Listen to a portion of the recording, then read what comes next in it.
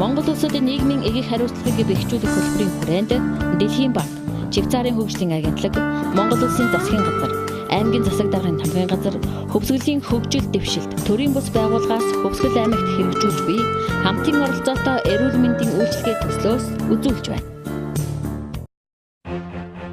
Өвчнийг эмчлэх нь зөвхөн эмч эмнэлгийн ажилтны үүрэг биш юм. Өвчин шансан хүнд боловч туслах нь хүн бүрийн эрхэс үүрэг тул ангаах ухааны зохих мэдлэгтэй, тусламж үзүүлэх чадвартай байх шаардлагатай. Монголчууд жор үдсэн эмчээс зовлон үтсэн чавганц дээр гэж хэлдэг нь ерөөс өвдсөн хэн бүхэнд тусалсан амьдралын ариун туршлах хуримтлуулсны илэрхийлэл юм. Харин монголчуудын хувьд нүүдэлчдийн эмчилгээгээр уламжлалт эмчилгээг ойлгодог бол уламжлалт эмнэлгийг хүндрэлтэн үүсгэсэн цагаас эхлэн ан гөрөө үйлдвэрлэл, дайн тулаан, өвчин эмгэгийн үед бие биенээ эмчлэх, сувилах, асар хавьтад бий болсон эмчилгээний өв ухаан гэж тодорхойлдог. Ардын эмчилгээний аргуудад тодорхой сургаал, онол гэж байдаггүй. Ухаанд хүн үүсгэсэн цагаас хэрэглэгдэж ирсэн уламжлалт эмчилгээг гол жор болгон ашигласаар ирсэн. Орчин цагийн хүмүүс уламжлалт эрүүл аж төрөх ёсыг юу гэж ойлгодог? Уламжлалт арга гэж чухам юу болохыг хамтын оролцоотой эрүүл мэндийн үйлчилгээ төслийн хүрээнд сургалт зохион байгуулснаар илэрхийлсэн юм а. Нээлээ үүсгэж бүсээ чинь урагчны өвддөг болон даасаа байгаа. Гэхдээ таар толгой нүцгэн битгий өгөөд толгойн өвчтөй бол нус чинь гоождөг, нулимс нь гоождөг. Толгой дээр яадаг юм? Ямар ч хамаагүй хурган малгайч, нэхийн малгайч сайхан муухай намайг өмсөөд юм.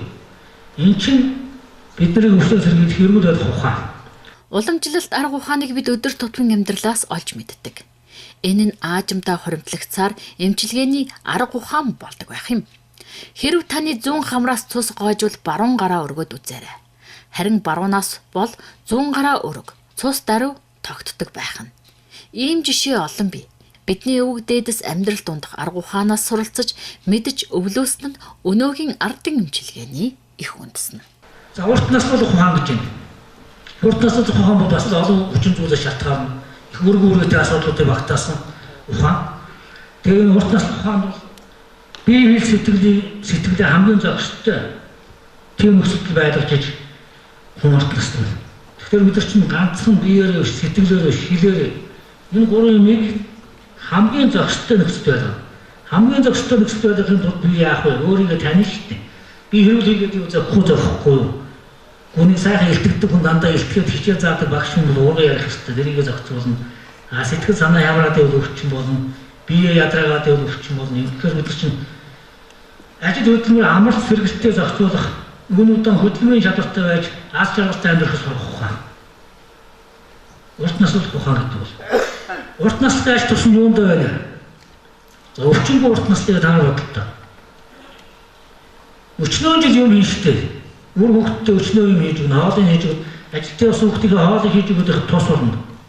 Тэр хөвгтийн чинь ажил хөдөлмөр ажлын үртсэлгээс тавтаа тухтай эрүүлээ. Аливаа өвчний шалтгааныг сайтар мэдэж байвал захиралтай. Тухайлбал шатнаас салтраад шагаа мултарлаа. Үүнээс хойш би болгоомжтой явах ёстой. Таниадтай хүнтэй харьцахдаа амны хаалт зүүх шаардлагатай гэж шалтгаанаа мэдэж байвал урдчлан сэргийлэх бүрэн боломжтой юм. Ерөөс боломж бидний гарт байдаг гэдгийг санахад илүүдэхгүй. Өвчний шалтгааныг таньж, нөхцөлийг нь мэдчихэл юм бол аливаа эрсдлээс өөрийгөө болоод ойр дотны хүнээ хамгаалж чадна гэдгийг энэхүү сургалтаар мөн онцлсан юм а. Тэр орохгүйдийг мэдчихвэл өвчин сэргийлж болох нэ. За хортой мэдээд бол хоолны ордлого болно. Муу юм мэдчих юм бол тэртээ хоолны ордлого болно. Энэ чинь шалтгаан нөхцөлөө мэдчих байгаа. За гүүхмөр мэдчих байгаа. Тэр өвчин хаавар гүйдэг. Зүрхний өвчин тусах юм бол зүрх гос утсаар бод. Тийм учраас зүрх гос утсаа эмчлэх нь. Тийм үү? Бөөрийн өвчин тусвал яг бөөр давсаг, цаашаа шээсний сүргээд ингэж өвчлөнө. Замаа мэдчихэв. Хамаагүй юм мэдээд бол хоолоос ихтэй хашнгаа уртл хоол урлуулсан амын өвчин тусна. Тийм үстэй. Гүүхмөр өдөр мэдчихэл өвчнөөс сэргийлнэ. Хөгж хөөрөх ясны мэднэ. За түрүүн би хатгаан дээр ирсэн нөгөө өнөөдөр аваад маргааш нэмшлэхгүй нөгөөдөр нэмшлэхгүй юм ч уухгүй байж дээрээс нь дахиад даашгүй цусан хатгаа болоод энэ ёсоо мэдчих юм бол бид нар өвчин хөндрүүлэхгүй байж болно. Эцсийн дүүгээ сэргийлж мэднэ. Энэ өвчин яадаг юм? За одоо миний 8 наснд аюултай, эрүүл мэндийн аюултай юу? ажил төрлийг алдуулах уу? Энэ ямар өвчин тусч юу гэдгийг мэдчихвэл тэр өвчтнөө сайн эхлүүлэх нь шүү дээ. Тэр хаана явж байна, аль шатндаа явж байна гэдгийг. За таслан зогсоох боломжтой. За өвчнийг эмчлэхдээ бид нар яаж эмчлэх вэ? Өвчний хүчтэй холбоотой. Хүнд өвчин байх юм бол хүчтэй юм, хөнгөн өвчин байвал хямдхан эмчлэх болно, тийм үү? Тэгэхдээ ямар уламжлалт ухад яаж эмчлэх вэ? Эхлээд хөнгөн өвчин байвал эдийн ундаа гарна эмчлэх. Хоолоор. Тийм үү? Нэг амраа битүүрэ толгойн өвдөдөг хөвгтний сайхан шүл хийгээд өгчдөг юм уу? Одооны багтаа шүл сарамстай шүл хийгээд өгчдөг юм уу? Эсвэл одоо сайхан халуун аарч болгодог юм уу? Зөндөө арга биш тийм юм үнэлт. Хоол ундаа. Тэгээд хөл дараа нь яах вэ? Явдал мөр өөрнө. Дулаан овцын өмсүүлээд хичээлдээ явахт нь айтайхан бэлимэлийг өмсүүлж өгөөд явуулна. Орой очиод хүүхдээ авчна. Айтайхан дагуулад явна. Машин тэргэн цуулгаад дааруулах хөрөхгүй явна. Явдал мөр өөрнө гэж. Дараа нь яг ийм өгöd. За халуураад өнөөдөр чи халуурчин гэвэл өнөөдөөс ихтэй халуурсан бол шинэ халууны үе чамд бай манд 4-5 болчихсон. Цагаан дангаа өдөрт 3-4 удаа болох ч нэг халууны боловсроод өвч идэгчдэг байх ч гэдэг. Би халуураа тэг тонцоод ингээд хөөцөөж өгдөөд арах борон хэттэй болсон байх юм тэр хүнд яах вэ? Нөгөө чацраган тавын ийм өгөөд дээрээс нь уушигны юмнууд өгд халуун өгөөдний ялгаж үзээд шээсийн үдэд чигээр өшөө болгоод сайн болгоод явуулах. Тэгээд дараа нь өшөө хүнд байх юм бол яах вэ? Нөгөө хүндээ бомб тавиад ханаад самнаад дараагийн шатны засал хийх. Ийм дараалал өвчнийг идэгнэ. Уур болдог юм байна. Тэгээ уураа хичээж явах юм. Яа уурч болно ч гэхдээ уурсны дараа өөрийгөө сайхан тайвшруулад болж өгөх их уурлахгүй айтих юм. За мунхраад унтаад өдөр унтаад их хитээд ингээд яваад их юм бол нөгөө бадган мохоц нэгсэд дээрээс доошоо бууштай тархин талтай байх юм шиг тийм үү? Доошоогоо нөгөө хотоодныхаа шарын хоолны гэдэг эсгээр хоолны шингэхгүй болоод ингээд доошоогоо яваад тэгэл дооштой яваад өгдөг юм. Бадганч нөгөө шороо уусан мохоттой хүн чинь.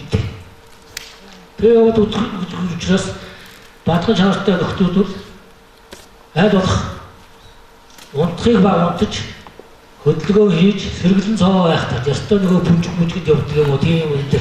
Яваад жим ингээ хасах талаас яах үдэх хэрэгтэй байна.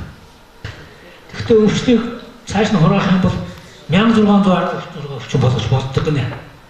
Энийг дахиад хуваад 4 тугаашаар 404 өвчин байна. Дахиад хураад байна. Шин шар батан 3 тугаар. Шин шар батан 3 чи юу вэ? Шар нь халуун өвчин. Бадаг нь хүйтэй өвчин. Хийн болохоор энэ өөрийнхөө дунд наашаа цаашаа болоод байна шүү дээ.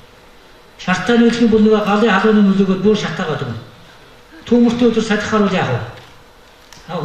Хүүтэнтэй нөлөх юм бол нөгөө бүр улам хүүтэн болгоод хөлдөөгөөд эхэлдэг. Тэгэхээр хийвэл энэ өөртөө наашаа цааш яваад өвчүүгээс өвчнөд халуун хүүт хөрт хуурагддаг. За тэгээд дан өвчин, хавсарсан өвчин, хормол өвчин гэж байна. Нөгөө хүнийхээ биелийн чанартай адилхан. Шишээр хавсрах юм бол хавсарсан өвчин тийм үү? Хий батан хавсрах хавсарсан өвчин. Шишээр батан гурвуулаа хавсарсан байх юм бол нийсэн байх нь хормол өвчин. Хормол борын өвчин гэдэг манайх ч борын өвчин гэдэг дээшээ доошоо цус гарлаа гэж ярьдаг штэ. Тэр чинь болохоор хормол өвчин бол эдгээхэд их хэцүү болчихдог. Яагаад гэвэл энэ чинь халуун хүүтэн хий гурвуулаа юм чинь аль нэг нь нэмсэхээр нөгөөх нь ихсэд болдог тийм үү? Ингээд хормол өвчин засаад бол хэцүү. Дан өвчин бол гайгүй шүү дээ тийм үү? Халуун байх юм бол сэрүүн юм өвчин тийм үү? Халуун өвчин байх юм бол. Сэрүүн байх юм бол бүлөө юм уу халуун юм өвчин. Заслын ялгаа байхгүй. Халуун өвчтэй бол хаанчхан. Сэрүүн хүүт өвчтэй бол төмөрчин. Дан өвчнийг бол ингээд засч. Нөгөө хавсарсан өвчин болохоор яг хий батантай авсан байвал алийг нэг хэмжих вэ? Хийг нэг хэмжих вэ? Яагаад тэгэхээр хийвэл нөгөө бадамнаа улам хариуцуулаад үлээгээд цааш нь улам хүүтэн болгоод хийг нь засчих бадамнаас. Шартай авсан хийг яах вэ? Муу ялгаа ахгүй хийг нь их зассан, дараа шараа зассан. За тэгтэл өөр хоёр өвчин байна. Одоо зүрхний өвчин, өөрийн өвчин. Ийм өвчин тус тохиолдолд хүнийг яах вэ? Эхлээд хамгийн хүчтэй өвчин эхэлж юм шиг тийм.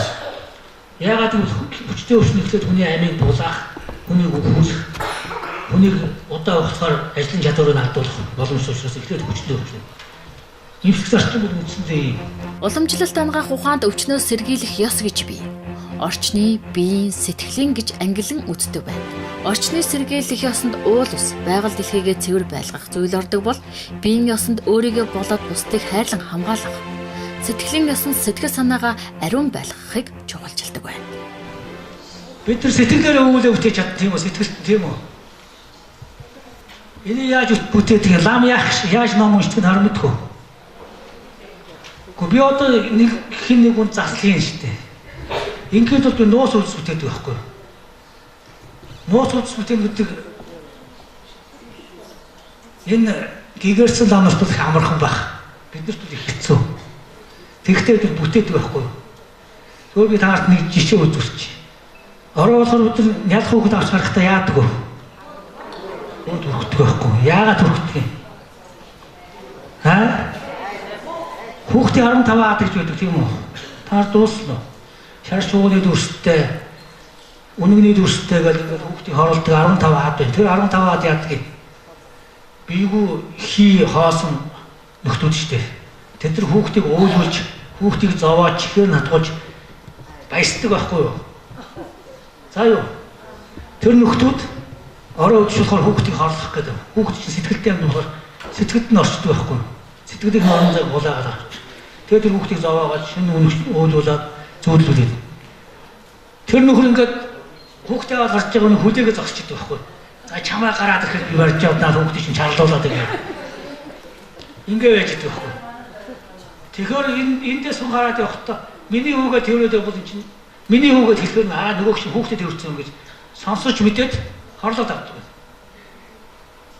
Тийм үү? Энэ хүн хүүхдэд тэрөөд авахдаа миний уур алзан туулаа гэд хөөд үргэчээд хар. Энэ нэг ажигаар харахаар нөгөөх нь уур алзан туулаа даад нэг хуурчдаг. Таар нуус үйлс бүтээж чаддаг болсод. Яагаад гэвэл бид сэтгэлд. Гэхдээ нуус үйлсийг яг цааш нь бүтээгээд хүн тустай өшөө хийх бол бид тодорхой хэмжээнд энийг гүнзгийрж үзэх ёстой байдаг. Энэ өгн цааштай гарна л да. Би хамгийн сүүлд багтуул ярих гэж бодож ирсэн. Тэр сүнс урд хойд насны тухай ярихад энэ яригдах юм. Гэхдээ яг одоо би хэлчих. За, лам засал хийхэд бол эхлээд итгэл явуулна. Итгэл гэж ном таар мэдхүү. Дараа нь сэтгэл үүсгэнэ. За энэ хоёрыг сольж болтгий. Зарим номдор сольцсон байдаг. Сэтгэл үүсгэж явуулна. Дараа нь шүтэн барилдаг гэдэг юм бий болгоно. Шүтэн барилдаг энэ их чухал. Тэгээд дараа нь заслаа хийнэ. Тийм үү?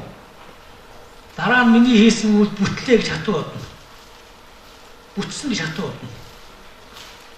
Дараа нь дахиад сайн сэтгэл үүсгэх. За би сайхан юм хийжлээ. Би үн тустай хийжлээ гэж. Энэ дараалал хийдэг юм.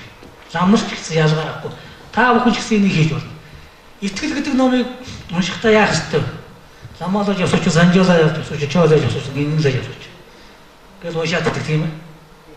За энэ ламалаж явсууч гэдэг нь лам мөрг гэсэн үг тийм үү? Бидний сайн үйлд хөтлөж байгаа сайхан сэтгэлтэй тэр багш нар минь над туслаач. За 21 уншиг гэж бодъё. Би таарт нэг арга зааж байгаа. Та хийгээд үзээрэй. Эхний 7 уншихтаа байна шүү дээ. Тэр сайн сэтгэлтэй лам нар дараа нь санжаа гэдэг нь буурхан тийм үү? Одоо нөгөө буурхтууд үл мэдэх мунхаа харанхуйгаа санжаад авах гэхэд дуулуурсан буурхтууд. Тэгээд чоо гэдэг нь дээдийн ном. Тийм үү? Хүний бас сайн мөр хөтэлдэг, хүн тус зохиодог дээдийн ном. Гиндэн гэдэг нь хуврах, сахил санаараа сахидаг, дандаа тус бүтээдэг, тус бодож явдаг.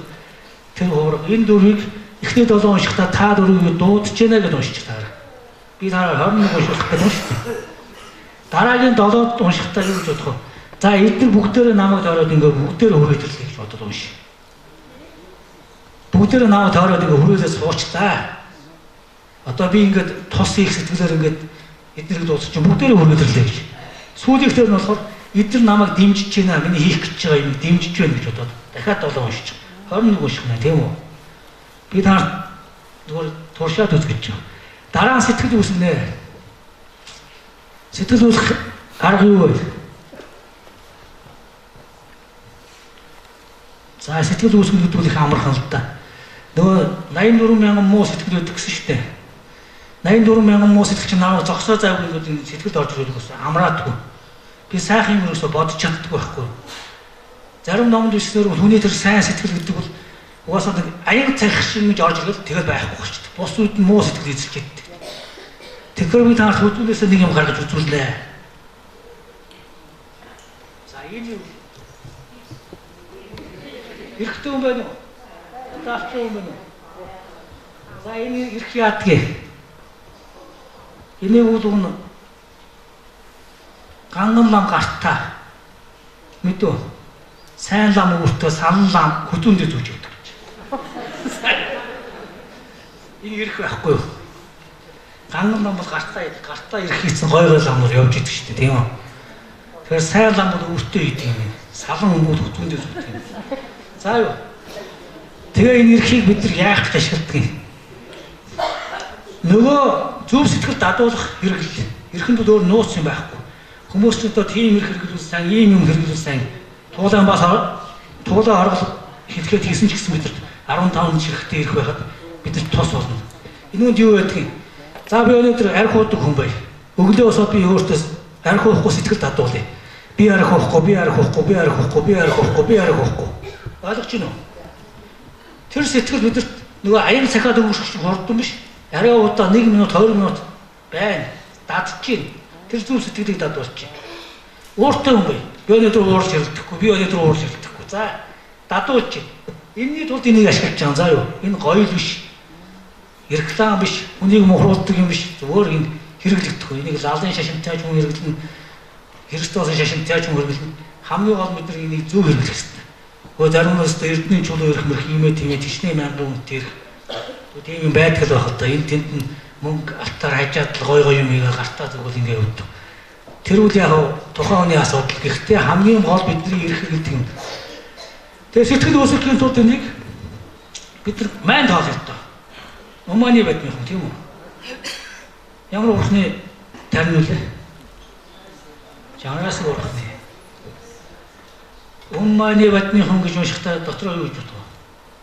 Хамаг амтны тусын тулд таар яг умааны байдмын гэж бодохдоо хамаг амтны тусын тулд бодоод үз. Умааны байдмын хүн. Яг давтамж нь таарч юм уу? Яг ингэж тааруулаад таар 108 удаа унш.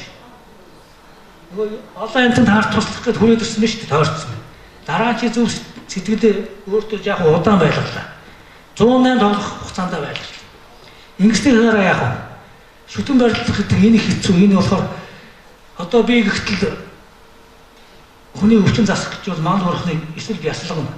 Түрүүн бид хартнаг ингээд залаад байгаарэ гэж хэлсэн шүү дээ.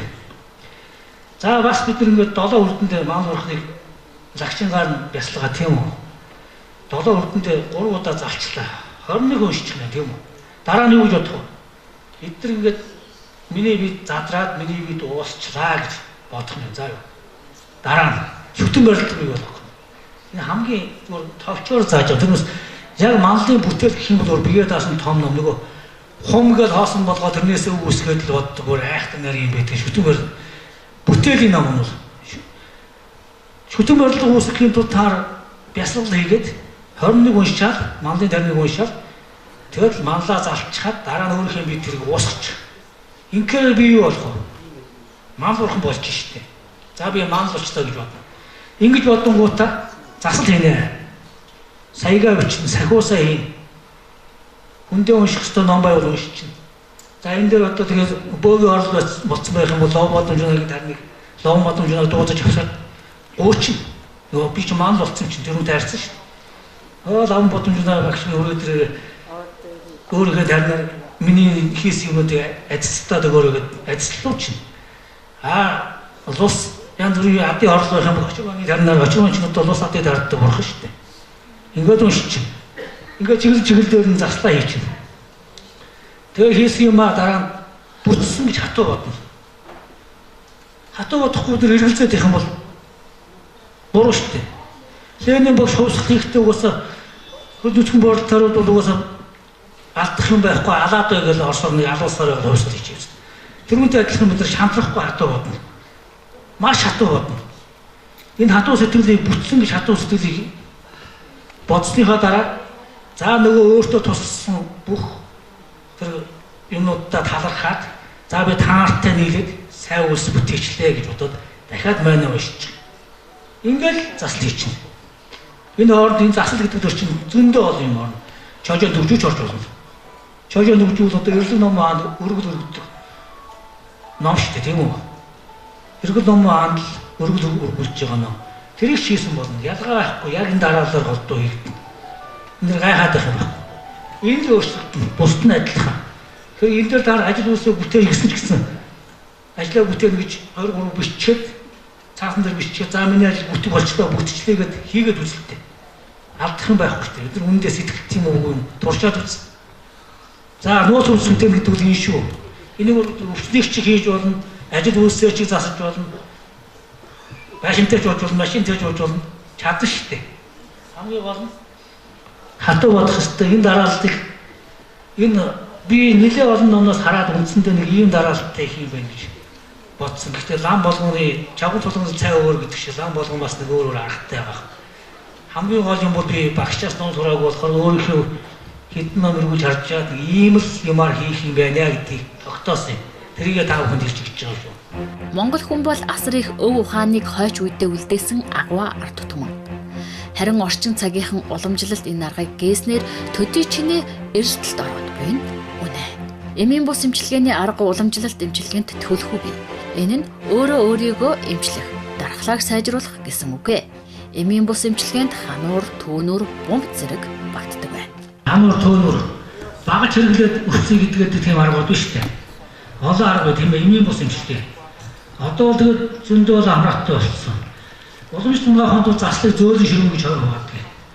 Зөөлөн засууд нь заслт нь болохоор тэгэл жим тавихтай өвчнөөс ихэд олон юм байдаг. Манайхан тэр бол хэрэгдэхгүй.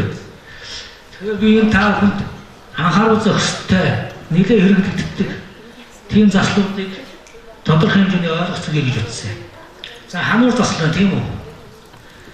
Хануур засал гэдэг яадаг вэ? Хааны газар хатгаад цус гаргах хэлдэг тийм үү? Энэ хануур засал ширүүн засал. Хануур заслыг шууд хийлгэж болохгүй нөхдөг. Заавал өмнөх бэлтгэл гэж юм. Тэгээ хануур имчилгээ хийхдээ тэр юу хамгийн голж анхаарах хэрэгтэй вэ? Аюулгүй байдал тийм үү? Энэ нөхөр ханахтай аюулгүй хандж чадах хүн уу чадахгүй нь. Хануур засал дээр яагаад энэ аюулгүй байдгийг анхаарах хэрэгтэй юм гэхээр нэгдүгээр хануурын багжаар өвчин алддаг. Хоёрдугаар таар календар дээр хүний сүлд бүх өдрүүдгээд байдаг тийм үү? За тэрийг харсан уу?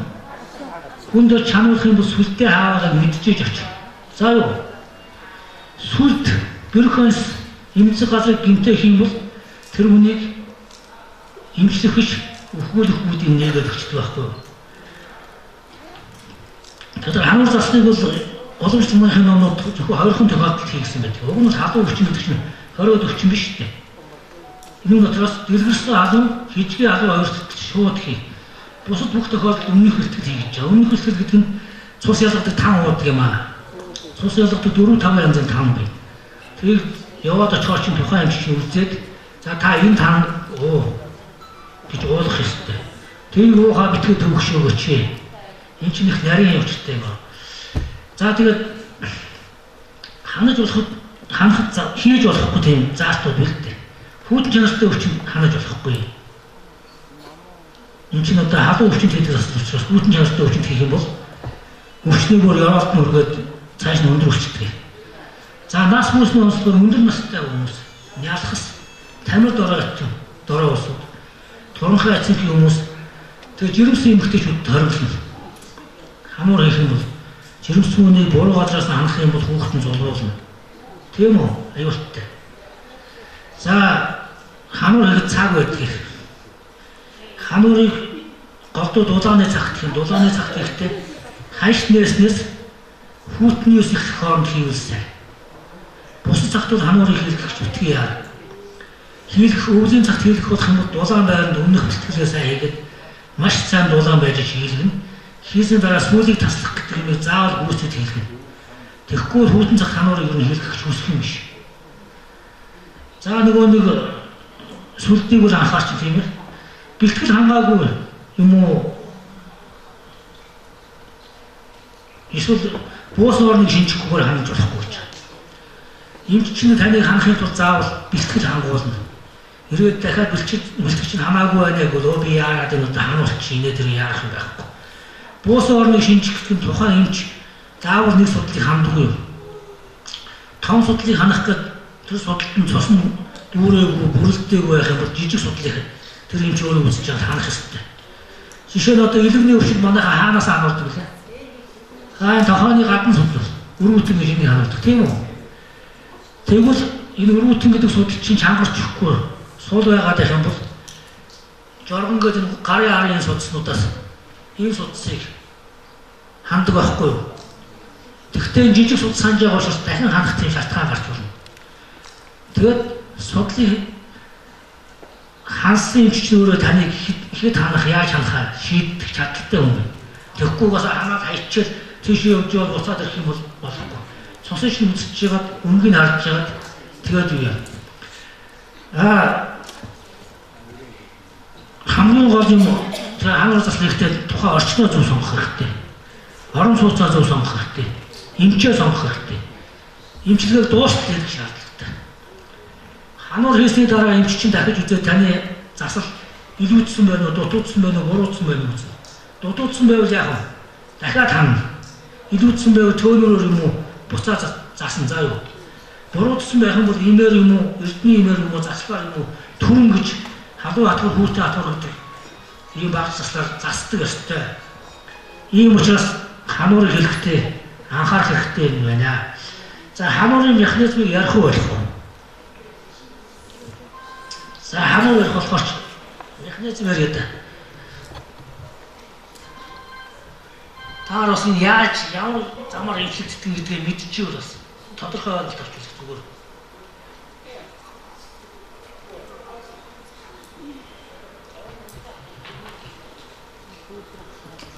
За хэдэн тв байдаг вэ? 5 тв хэдэн далаа байдаг?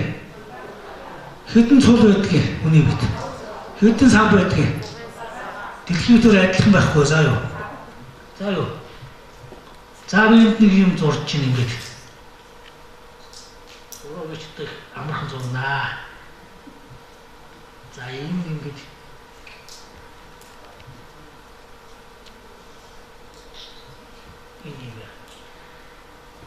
Энэ юу вэ? Гол мэдүү. За юу? Энэ гол шүгийшээ урсч байгаа даа. Мэдүү. Ус урсч заа юу? Ус урсчаад энэ рүү орчлоо. Тийм үү? Энд дээр мод урслаа, замбал урслаа тийм үү? Замбал хаана ирэх вэ? Энэ дээр тогтчих тийм үү? Тэгээд дахиад үлдсэн замбал нь урслаа. Энэ дээр энэ нарийн газар ингээд бүгдээ тогтчих тийм үү? Тийм үстэй. За өшөө хав цаас мас илтийн урслаа, ундааны лаз одоо юу л тийм бүгдээ урсаад энд ингээд оромтлаад байх юм. Энэ татварх газар тийм үү? Тохоо татварх газар. Энэ нэг оромтлсон чи яах вэ нусыг? Бохирдуулнаа тийм үү? Бохирд цус чинь тодорхой хэмжээгээр ийшээ орно тийм үү? Дахиад ийшээ урсна. Ингээд явахаар энэ нөгөө бохирд цаа юмнууд чинь нарийн газруудад ингээд тогтсон урсгалтай, нам урсгалтай газрууд тогтдог шүү дээ. Тэгвэл бидний судас бас юм шүү дээ. Ялгаа байхгүй тийм үү? Судас хүмүүс ингэ явж байна. Гэтэл бид цусны судас хэдийн янзын судас байдаг лээ. 2 ч гэж болно, 3 гэж болно. За юу? Тараагаар судас, артерийн судас тийм үү? Хураагаар судас, вений судас.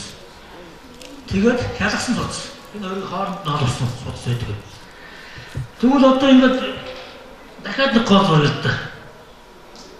Энэ бол энэгээр зомгол урстай тогтох газар байна уу? Байхгүй. Артерийн судас нь энэ. За юу? Тараагаар судас. Вений судас нь энэ. Энэ тэгвэл удаа урсгалтай шүү дээ. Доороос дээш явж байгаа ч юм. Энэ чинь зүрхтээ сүү шахагдчих жаа. Инхээр бидний бие зааны дээр маань зэтлээ.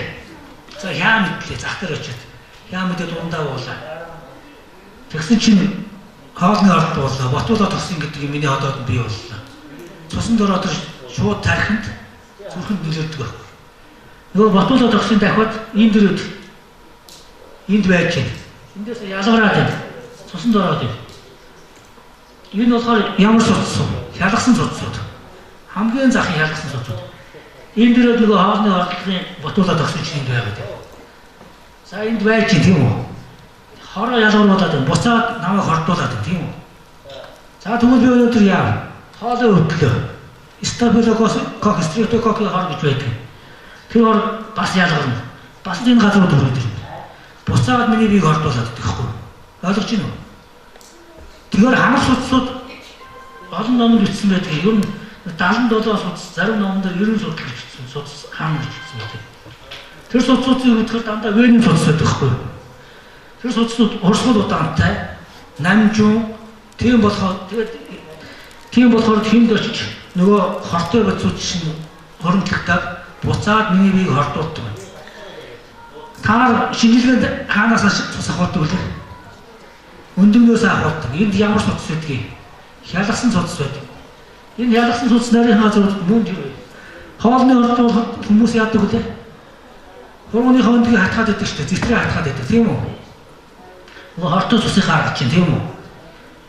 За энэ тогтун намжуун газрын судснуудыг бас хангана тийм үү? Ингээд ханаад өгөхөөр нь хортой цусыг биенээс шууд гадагшлуулад биеийг дахиад хордуулах нөхцөлгүй болгоод ингээд дэмжигдэг арга. Үндсэн механизм. Тэгэхдээ энэ нэг нууц биелдэг. Нууц бий. Хамгийн гол нууц нь бол таарч хэлэхгүй байх ба. Хүний үед ингэдэг юм байна. Дунд биеийн өвчин тохооны гадна дотор судсыг ханддаг. Доод биеийн өвчин шагааны судас, өрөө булчингийн судсыг ханддаг. Яагаад тэгдэг юм бол дунд биеийн өвчний нөгөө хордуулаад байгаа энэ илгийг хордуулдаг гэдэг нөгөө хортой үз судсан байгаа хортой үз чинь тохооны гадна дотноор биений судас байдаг юм шүү дээ. Тийм учраас тохооны судсыг анхаарал илгэнд шууд сайн болж болдог. Энэ хоёр холбоотой юм. Шагааны судсыг анхаар нөгөө бөөр доод биеийн өвчнөд энд байгаа хортой нөгөө захын хялгсан судсанд очсон юм чинь хороо ялгаруулаад бөөрийг гівтэйгэд болохоор энийг гаргахын тулд шагааны судсыг эсвэл булчингийн судсыг ханддаг. Энэ зөв байрлалыг олж тогтоосондоо ямар ихтэнд хаанаас хандах тустай байдгийг зөв тогтоосондоо анаавсчлын нууц байна. За юу. Тэгэхээр хамуурыг та нар бас хамаагүй хийлгэж болохгүй. Би хамдаг мамдаг усуудыг байдаг юм ингээд бүр идтэй шидтэй усууд ч одоо зөндөө очиж чавган цолгон байрч чаваа болгож чам бач сүүл замрах гэж шүү. Эрүүл мэндэ бодохдоо яах ухаантай хамуур заслыг ингэж үйлчлдэг юм шүү. За хамуурын тухай удаа анхаарах юм механизм наваалгасан тийм үү? Товчондоо. Дараагийн засал юу вэ? Төөнөр вэ? За төөнөр засал жинхэнэ монголчуудын засал. Одоо тэр сум улсын үед сум улсаас ирсэн ирч замдаа шахахад манай хүннүүчүүд төөнөж имчилжсэн тухай дээр нээж ингэж сударч байдаг юм лээ. Тэр ихтэрүүд манайхан төөнөөр хэрэгжилжсэн байна. Төөнөрийг бол хүүтэн өвчид имчилсэн хэрэглэнэ. Тийм ээ? Яагаад хүүтэн өвчид хэрэглэдэг юм бэ? Манай монголчин эрсдэл суурай явцтай үүдэн сэрүүн газар. Тэгээ төөнөрийг хийдэг. Төөнөр засныг хийхдээ яах вэ? Төөнөр гэдэг чинь яа гэсэн үг вэ? Халуун юмар халаан гэсэн үг шүү дээ, тийм ээ? Жин тавьж байгаатай адилхан халуун чулуу тавьсан ч бас ялгаа явах төөнөрт төстэй үйлдэж болно. Гэхдээ төөнөрийг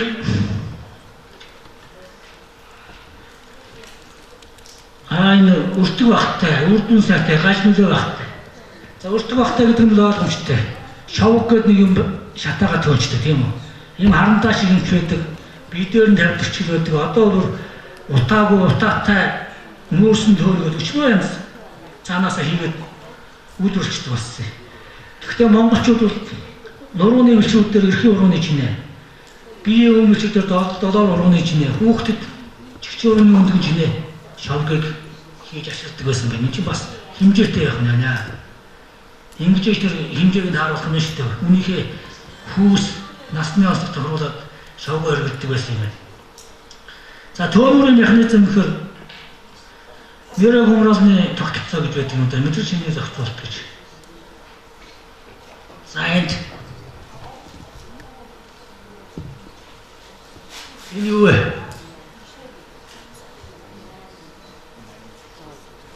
За баган нуруу тийм үү?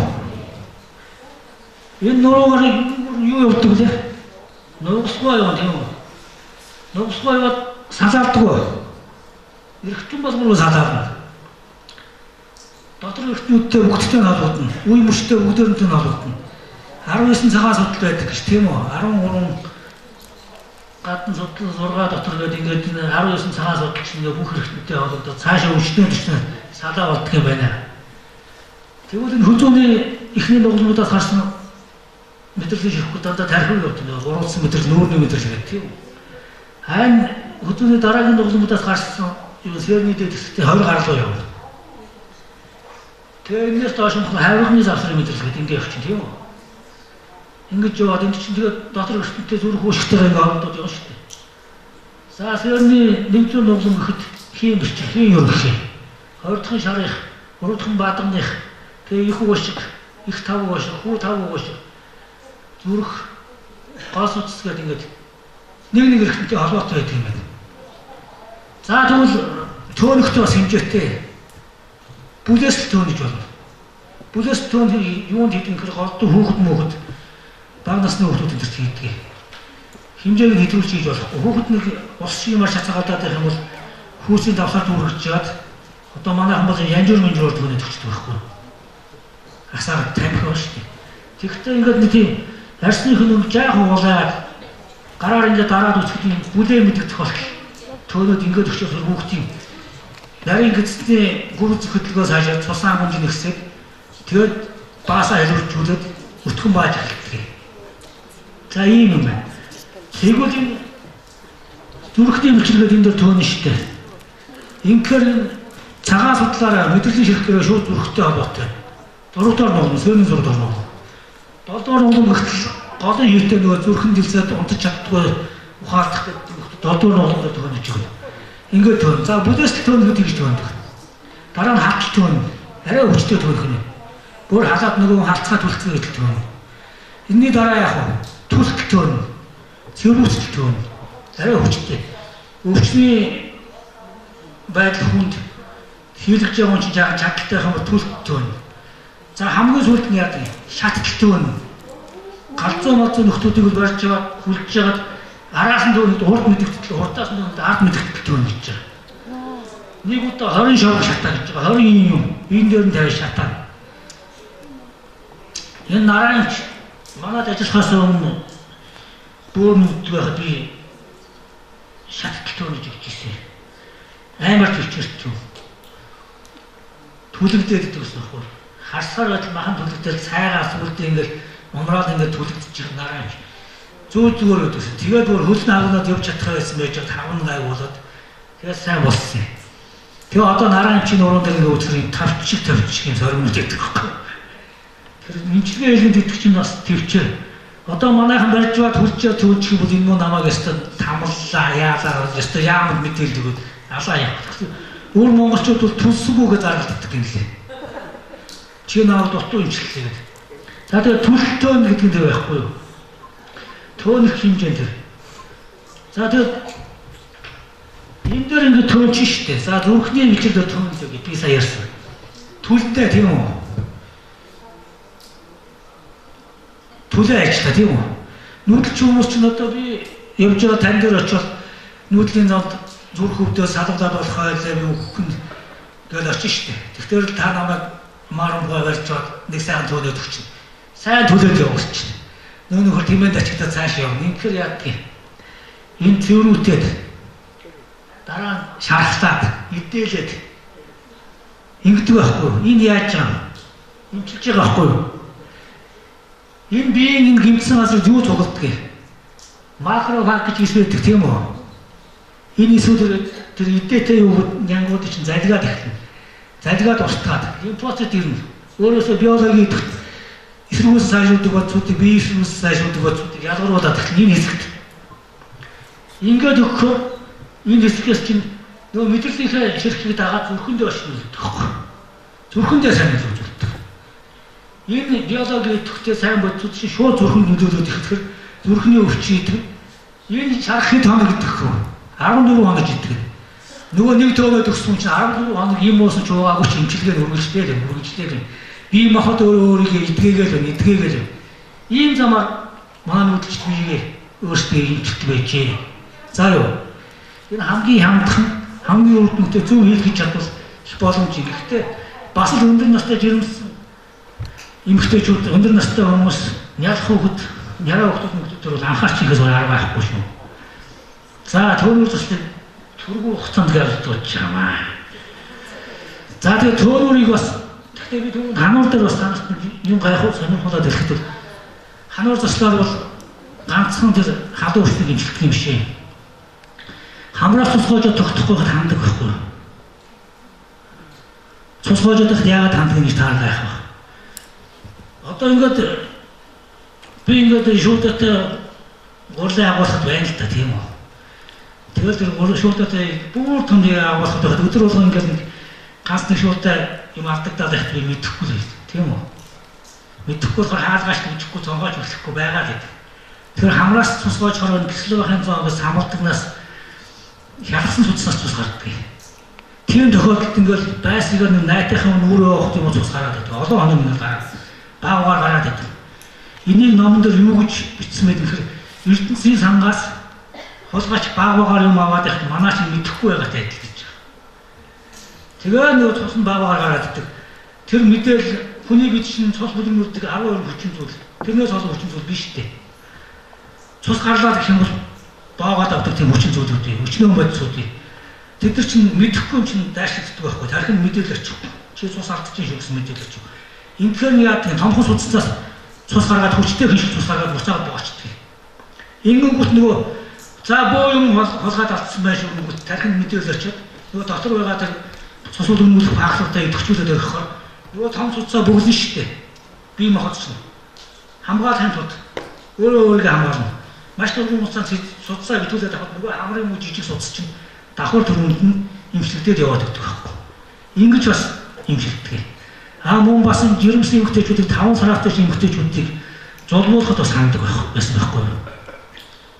Энийг бол манайхан бол одоо сүүлийн үед нэг хэрэглэх байсан. Нөгөө ихсээс урагт очих цусыг боогоо тэгээ зулмуулдаг арга биш үү? Тэр аргатай адилхан тэр ихсийг тийжөөд судсыг хаанчдаг. Ингээ хаанчаар ихсэд цус очихгүй бол нөгөө урагч нь тийжөөд очихгүй болохоор үхэд тэгээ зулмуулчдаг. Тийм арга энэ хэрэгэлдэг юм байдаг. Хануурыг. Гэтэ одоо тэрийг бол хин ч хизээш мэдэхгүй хизээч хийхгүй. За төөнүүр дээр гэтэл ганцхан хүүтэн өчөж хийдэг бас хамраас цусгоож бас мөрөн дээр хамрын амьсгал өгөх газар төөн тэгээ цус тогтдог энэ аргууд байдаг. За дараагийн нэг засал юм гэхээр сорвол бомб сам сорвол. За ёстой манайхан хийж өгнө шүү дээ. Тийм ээ. Энэ засал бол бас их хөрөнгө хэрэглэгддэг. Гэхдээ хүмүүс нэг ямар үйлдэлийг тэр болгон мэддэггүй юм. Төөнүүрийн тэр саяны тэр нэрэ гумраалны мэдрэл чиглэлийн зохицуулалтаас гадна нэг үйлдэл нь болохоор тэр хэсгийн газрыг халаагаад судсын төлөөд үйлдэлтийн намдаагаад цусаангүйн сайлуулж өгдөг бас тийм үйлдэлтэй. Ялангуяа тэр бүлээс төөнөх халт төөнөх хөвөл бас дулааны үйлдэлтэй. Шатт түлхэл шатт төөнөхөд шууд нэрэ гумраалны тогтолцоо миний өөрөө нийт гэж байгаа юм үйлдэл.